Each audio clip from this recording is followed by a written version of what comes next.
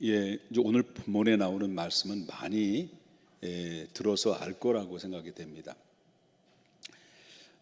이스라엘 백성들을 이제 하나님의 뜻을 따라서 애굽에서 430년 동안 노예 생활을 하고 있었을 때 그들을 하나님께서 인도하십니다. 다시 말한다면 430년 동안 종살이했던 식민지 아래에 있었던 이스라엘을 하나님이 모세를 보내가지고 그들을 해방시킵니다. 빼내오죠. 그리고 10가지 재앙을 내려놓고 그리고 나서 결국 바로의 손을 다 들게 해서 할 수 없이 이스라엘 백성들을 보내지 않으면 안 되는 상황에 이르게 됐죠. 그래서 하나님의 말씀과 모세의 인도함을 따라서 그들이 이제 애굽 땅에서 400년 만에 나오게 된 거예요. 그 애굽 땅에 나올 때는 인구가 몇 명 정도 되냐면 약 200만 명 정도 됩니다. 여러분, 우리 평택이라는 이 공간 안에 인구가 어느 정도 살고 있습니까? 100만도 안 살아요. 그죠? 100만도 안 사는데 남녀노소를 다 따져서 200만 명이라고 하는 것은 어마무시한 그런 인구를 가지고 있었다라고 하는 거죠. 그들을 애굽에서 몽땅 빼 나오는데 빠져나오는 가운데 있으면서 그들이 하나님의 기적 같은 일들을 경험하면서 나온 거죠.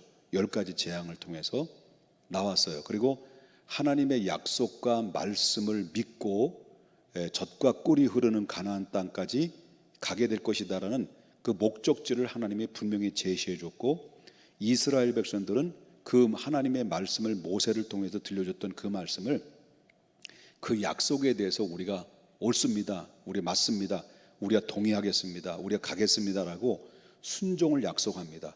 그래서 그들은 빠져나왔는데, 그런데 문제는 바로 뭐냐면 하나님의 은혜로 기적같이 빠져나왔는데 그에게 얼마 나오지 않아서 결국 커다란 문제가 발생이 된 것은 너무나도 잘 알다시피 바로 홍해가 기다리고 있었습니다. 이 거대한 홍해 바다가 그 앞을 딱 가동 가로막게 된 거죠. 그러니까 이 홍해 바다가 가로막혀 있으니까 가던 발걸음을 멈추게 되고 뒤에 밀려오는 수많은 백성들의 인구가 거기서 밀집된 가운데서 상당히 대혼란한 일들이 벌어지게 됐겠죠. 당연히 그런 상황이 이루어지겠다고 보죠. 그런 가운데서 하나님께서 그들에게 커다란 시련을 얻게 된 거죠. 첫 번째, 애굽에서 나오자마자 첫 번째 커다란 시련을 얻게 되는데, 그래서 결국 홍해 앞에 가로막혀 있고 뒤에는 애굽 군대가 포기하지 않고 이스라엘 백성들을 침몰시키려고 군대를 이끌고 추격해오는 그런 가운데 있을 때 하나님께서 기적처럼 바로 바다를 육지처럼 갈라놓고 그 길을 유유히 이스라엘 백성들을 통과시킵니다. 그런 가운데 뒤에 추격해오는 바로의 군대들을 그 안에 수모를 시켜버려요. 이런 모든 기적들을 이스라엘 백성들은 한눈에 다 목격을 한 거예요. 와, 하나님이 놀라우십니다. 하나님은 살아계시는 분이다. 그리고 또한 과거에 10가지 재앙을 통해서 우리에게 엄청난 하나님의 역사와 살아계신 유일하신 한 분이라는 것을 그들이 눈으로 목격했듯이 이번에도 홍해라는 거대한 시험 앞에 하나님께서 기적처럼 육지처럼 갈라서 그 길을 거게 하셨던 것을 우리가 보게 된다라는 거죠. 자, 그렇으면 이제는 모든 것이 다 이제 목적대로 이루어질 줄 알고 안심이 됐는데 어느 정도 조금 이렇게 가다 보니까 또 문제가 발생이 된 거예요.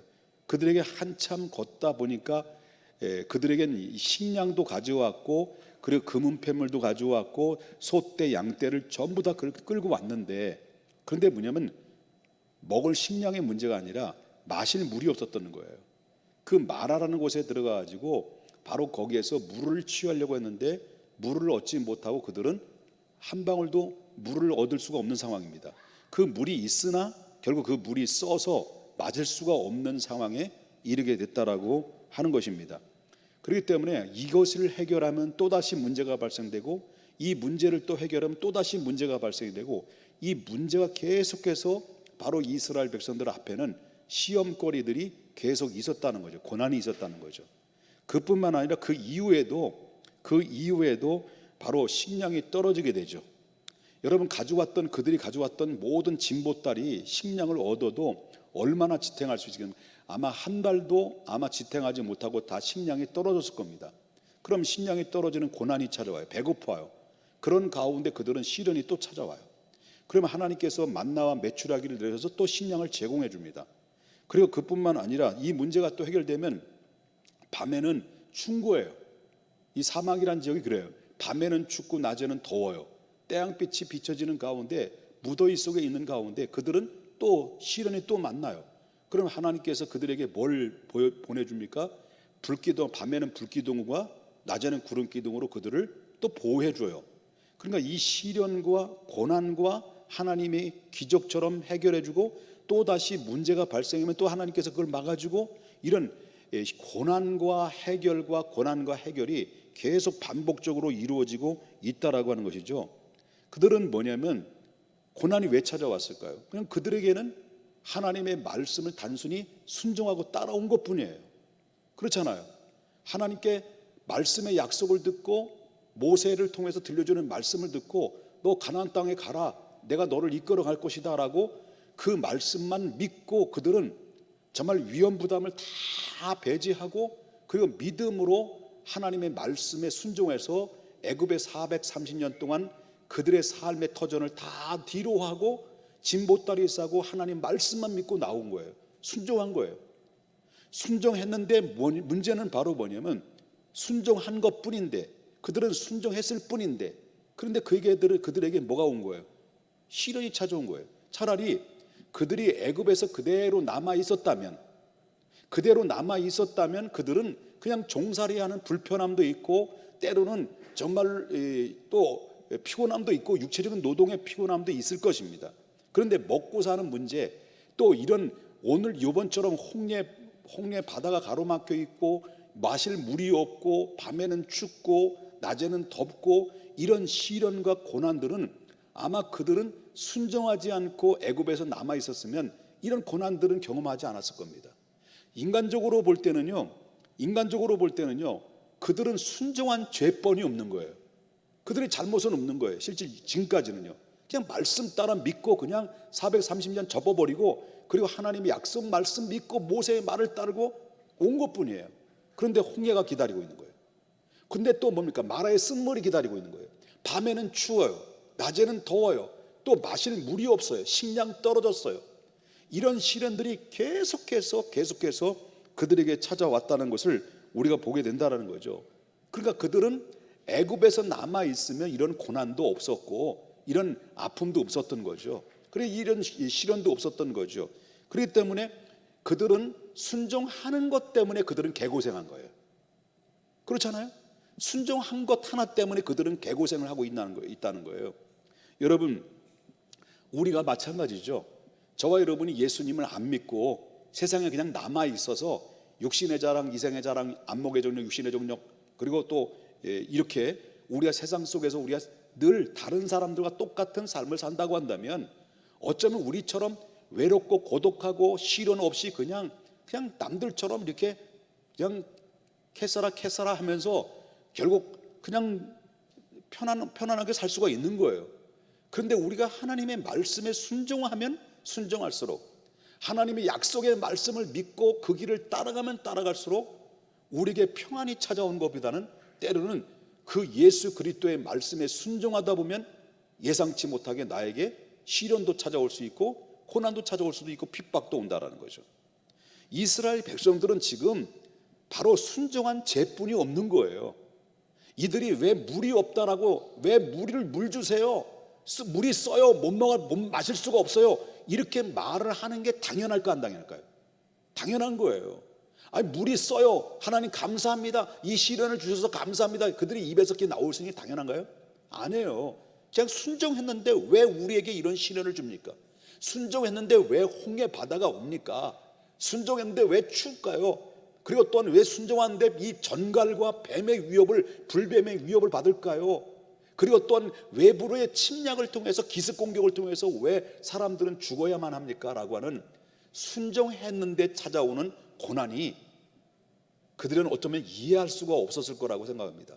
그리고 그 거리는 애굽에서 하나님 약속된 가나안 땅의 거리는요, 도보로 걸어서 11일이면 갈 수 있는 거리인데 왜 하나님은 또 그들을 직선 거리를 가지 못하게 하시고 그들을 끌어내려 가지고 11일이면 걸어서 갈 수 있는 그 거리를 왜 40년 동안 뺑뺑이를 돌렸느냐. 그러니까 이스라엘 백성들은 원망하고 불평하는 것은 당연히 우리가 이해가 될 수 있는 문제다. 그들의 믿음이 없고 그들이 하나님을 원망하는 거, 그들이 나쁜 놈들이라고 우리는 그렇게 평가할 수 있는지 모르지만 막상 우리가 그런 현장에 그런 상황에 부닥치게 되면 충분히 우리도 원망할 수 있는 상황이라는 거예요. 우리는 순종했을 뿐이에요. 그런데 왜 그렇게 그들은 모세의 말을 듣고 약속에 따라 순종했는데 오히려 왜 고난이 찾아온 이유가 뭘까? 왜 고난이 찾아왔을까? 여러분, 이 고난은요, 그 숨겨져 있는 그 고난의 의미 속에는 이 고난을 통해서 그들이 하나님의 백성으로서의 확증되는 증표라고 하는 것을 보여주는 거죠. 그러니까 이 고난을 통해서 하나님의 백성다워져가는 과정을 하나님 그들은 겪고 있었다라고 하는 겁니다. 만약에 이 고난이 없었다고 한다면 그들은 하나님의 사람으로 만들어가는 과정 속에 그들은 결국 어떻습니까? 하나님 앞에 쓰임 받을 수가 없었다라는 거죠. 그들은 보십시다. 그들의 조상이 누구예요? 이스라엘 백성들의 조상이 누구예요? 믿음의 조상이 누구예요? 아브라함이잖아요. 아브라함이 이삭을 낳고 이삭이 야곱을 낳았어요. 바로 믿음에 따라서 본토와 친척과 아비 집을 떠나서 하나님 약속 따라 바로 이 아브라함은 애굽으로 와서 가나안에서 정착하고 살았습니다. 그 이삭이 야곱을 낳고 야곱이 그 안에서 70명이 그 안에서 살다가 바로 요셉을 통해서 이스라엘 백성들은 애굽으로 집단 이민을 한 거예요. 전체 가정을 집단 이민을 하다가 거기서 애굽에서 고센 땅에서 그냥 정착하다 보니까 어느덧 400년의 세월이 지나게 된 거죠. 그래서 400년의 세월이 지나면서 그들이 정말로 그 후손들이 그때 일대 당대의 사람들은 야곱뿐만 아니라 아니면 요셉 그리고 그의 형제들 그의 자손들 3, 4대까지는요 이들은 하나님을 믿었던 그 아브라함의 믿음, 이삭의 믿음, 야곱의 믿음을 그대로 전수를 받아서 믿음을 유지했었던 거예요. 그런데 역사가 지납니다. 다시 말하면 100년이 지나고 200년이 지나다 보니까 이스라엘 백성들이 이민 생활 속에서 자동적으로 그 애굽의 문화에 서서히 물들어가기 시작한 거예요. 그리고 이 다음 세대들이 서서히 물들어가기 시작하면서 결국 어떻습니까? 하나님의 백성인 다음 세대들이 다른 세대로 바뀌어지기 시작해요. 다시 말한다면 애굽 사람들과 동일한 모습으로 동일한 모습으로 같아지기 시작하면서 애굽의 문화를 닮아갑니다. 애굽의 정서를 닮아갑니다. 그리고 또 애굽의 신앙을 따라갑니다. 그렇기 때문에 초대의 아브람, 이삭, 야곱의 믿음을 가지고 그리고 또 몽땅 들고 애굽에 들어가서 어느 정도의 세대까지는 믿음을 지켜왔는데 정착하다 보니까 400년 만에 세월이 지나 보니까 이스라엘 후손들이 야곱의 후손들이 하나님이 어떤 분인지를 모르는 거예요. 아무도 모르는 거예요. 그만큼 하나님이 누구인지도 모르는 그런 가운데 그들이 믿고 있는 태양신을 섬기고 그리고 바알신을 섬기는 그런 완전히 이방인이나 다를 바가 없는 사람으로 완전히 전락하고 마른 것이 이스라엘 후손들이었다는 거예요. 이게 이스라엘의 믿음의 사람들이 믿음의 후손들이 결국 어떻습니까? 애굽의 속에서 살다가 400년 동안 하나님을 다 잊어버리고 하나님이 누군지도 모르는 상태 속에서 애굽의 문화의 정서 속에서 그들은 같이 어울려서 파묻혀 있었다라고 하는 거죠. 그러니까 이들이 430년 동안 나왔음에서도 불구하고 나오자마자 이들이 하나님의 백성이 됩니까? 하나님 백성으로 살아갑니까? 이들이 나오자마자 가나안 땅에 딱 들어가서 하나님 제일로 믿고 하나님 사랑합니다라고 하나님 예배하며 하나님 제사를 드리며 하나님 영광 돌리는 사람들이 될까요? 430년 동안 400년 동안 문화 속에 애굽의 문화 속에 애굽의 종교 속에 같이 몸에 이미 배어 있는 가운데 그들이 갑자기 오늘 애굽에서 나왔다고 해서 금방 거듭나가지고 그들이 1등 신앙으로서 하나님 제일주의로 살아가겠냐는 거예요. 그것을 하나님이 아신 거예요.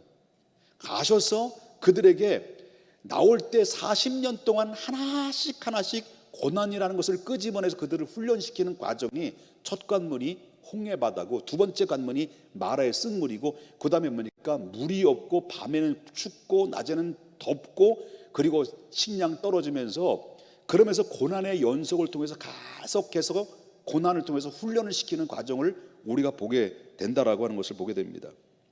그렇기 때문에 이 고난을 통해서 그들이 하나님의 은혜를 잃어버렸던 것, 그리고 또한 저들이 불순종하는 것이 무엇이고 그들이 그 안에 있는 죄악이 얼마나 커다랐던 것인가를 그들은 하나씩 하나씩 고난을 통해서 끄집어내면서 우리의 부족함을 무엇인가를 그들이 보여주는 그런 모습을 보게 된다는 거죠. 사랑하는 여러분, 오늘 우리가 기억해야 될 것은 바로 뭐냐면, 이 하나님의 40년 동안 그들을 훈련시킨 것은 바로 뭐냐면, 그들 안에 정서 속에 들어있는 것을, 옛사람의 구습을 하나씩 하나씩 뽑아내는, 그래서 그 옛사람의 옷을 하나씩 하나씩 다 벗겨내는 이 과정이 40년의 세월을 걷는 거예요. 이해되시는 건가요? 말씀 뭐 이해되시는지 뭐 반응이 없으셔가지고요, 끝날까 말까 했는데 지금 그렇습니다. 자, 보십시다. 그러면 우리가 똑같은 거예요. 우리 예수 그리스도를 믿어요. 우리 하나님의 말씀에 순종을 통해서 우리 나갑니다. 순종을 통해 나가는데, 어떤 때는 순종하면서도 내가 예상치 않게 고난이 찾아오고 어려움, 시련이 찾아올 때, 그럴 때 어떻습니까? 백성들은 당연히 내가 하나님 믿음으로 내가 주님을 믿었고 예배 생활을 했고 그리고 하나님 소망, 하나님 나라의 소망 가지고 내가 살아가는데, 왜 나에게 이렇게 하나님 잘 믿고 하나님 잘 섬기고 하나님 잘 따라가는데 왜 나는 이런 시련을 찾아오고 왜 이런 고난이 옵니까? 라고 원망하는 건 당연할 수 있죠. 이스라엘 백성들이 40년 동안 뭐 했어요? 고난이 있지만 고난이 있을 때마다 뭐 했어요? 그들의 입에서 툭툭 튀어나오는 말이 뭐예요? 원망이었어요. 원망이에요. 그래서 그들이 늘 하는 버릇이 뭐예요? 하나님이 왜 우리를 이끌어섰습니까? 우리 애굽으로 돌아가게 해주십시오. 애굽으로 들어가서 우리가 고기 실컷 먹고 마늘과 파와 함께 더불어 우리가 이 먹을 수 있는 거 충분한데 왜 여기서 개고생합니까? 라고 그들이 고난이 찾아올 때마다 하나님 원망한 거예요. 우리도 어쩌면 하나님이 믿음으로서 살아가는데, 우리 하나님 앞에 나름대로 최선을 다했는데, 하나님 나름대로 최선을 다해서 주님을 섬기는데, 근데 왜 나에게 시련이 찾아오고 내 자녀들에게 이런 문제가 발생되고 내 가정에 이런 고통이 계속해서 끊임없이 나에게 찾아오고 사라지지 않는 이유가 뭘까? 어쩌면 그것은 바로 이 고난은, 내가 순종했는데 찾아오는 이 고난은, 아까도 말씀드렸습니다마는 내가 하나님의 백성이 됐다라는 증표와 확정과, 그 다음에 내가 하나님 백성다워가는 하나님 과정 속에 하나님 우리를 그렇게 이끌어가는 상황이라는 것을 우리가 기억해야 된다는 거예요. 만약에 우리가 이런 고난을 통해서 하나님은 우리를 뭘로 하는 겁니까? 옛사람의 구습을, 옛사람을 모든 것들을 계속해서 속사람, 옛사람이라고 그러죠. 그것은 바로 쓴뿌리라고 그런 거죠. 우리가 늘 하나님 앞에 믿음으로 축복의 길을 걸어가고 약속의 자녀로서 하나님의 기쁨의 길로, 하나님의 축복의 길로 마지막 최종 목적지까지 가는 가운데 있을 때, 그때 우리 이 모습 가지고 갈 때 하나님은 그것은 안 된다라는 거죠. 그래서 때로는 하나님이 이 육체의 소욕에 사로잡혀 있고, 그리고 또한 옛사람의 구습에서 아직도 벗어나지 못하고, 우리는 마음으로는 생각으로는 주님 앞에 왔고 우리 몸은 주님 앞에 왔는데 아직까지도 우리는 생활 속에는 세상에 거기에 머물러 있고 여전히 그 정서 속에서 빠져나오지 못하고 세상 사람들이 말하는 것 같이 똑같이 말하고 생각하는 것 똑같이 생각하고, 그리고 사람들이 생각하는 모든 불법과 그리고 또한 아직과 그런 모든 것들을 똑같이 하는 행동들이 있으면서 우리는 몸은 주님 앞에 나와서 하나님을 믿는다고 하지만은 실질적으로 내면적으로는 아직도 내가 깨지지 못하고 부서지지 못한 옛사람의 구습을 계속해서 따라가고 있기 때문에 하나님께서 우리에게 연단을 주시고 고난을 주셨을 때 그 고난을 원망이 아니라 그 고난을 하나님께 감사로 바꾸면서 이때가 내 육체의 소욕을, 이때가 내 옛사람의 구습을, 이때가 나의 육체의 소욕을 하나씩 하나씩 이 옷을 벗어내는 과정이고 하나님이 나에게 그 옛사람의 옷을 벗기시는 과정이다라는 것을 생각하셔야 된다는 겁니다. 그리고 날 때 하나님께서 그것을 알고 깨달을 때마다 하나님 앞에 내 자신의 부족함과 나약성을 깨달을 때마다 하나님께서 우리에게 뭘 주십니까? 바로 복음을 통해서 새로운 새 옷을, 의의 옷을 계속 갈아입는 과정. 고난이 만날 때마다 우리 옛사람이 한꺼번씩 벗겨지고, 고난을 만날 때마다 바로 옛 속사람이 한꺼번씩 옷이 벗겨지고, 어떤 때는 내 옷을 완전히 다 빨개 벗겨서 나의 수치스러운 모습을 다 드러날 때까지 우리 주님은 나를 이렇게 연단의 자리로 올려놓을 수 있다는 거죠. 그럴 때 주님, 내가 주님 앞에 얼마나 부끄럽고 얼마나 초라한 존재인지를 이제 알았습니다라고 했을 때 주님, 이제 주님밖에 없습니다. 주님이 아니면 안 됩니다. 주님이 아니면 우리의 가정과 우리의 자녀와 나의 삶도 주님이 아니면 안 됩니다라고 이렇게 고백할 때까지는 어쩌면 하나님이 내 옛사람을 계속 옷을 벗겨가는 이 과정은 뭘 통해서 주실 수 있습니까? 고난을 통해서 줄 수 있어요. 그럴 때마다 우리는 이렇게 고난을 만날 때마다 우리는 이런 생각을 해야 됩니다. 나는 이 고난이 하나님의 백성인 것을 확증하는 증표구나. 내가 하나님의 백성이 되었다라고 하는 확증하는 증표구나. 내가 하나님의 사람으로 만들어가는 과정에 놓여 있구나 라고 생각하면서 하나님 앞에 우리는 오히려 감사하며 나갈 때, 그때 여러분에게 새로운 새 옷이 주님으로부터 입혀지게 되는 것입니다. 사랑하는 여러분, 고난은 괴로운 거예요. 고난을 기뻐하는 사람이 어디 있겠습니까? 고난은 피곤한 겁니다. 어떤 때는 고난은 피하고 싶은 겁니다.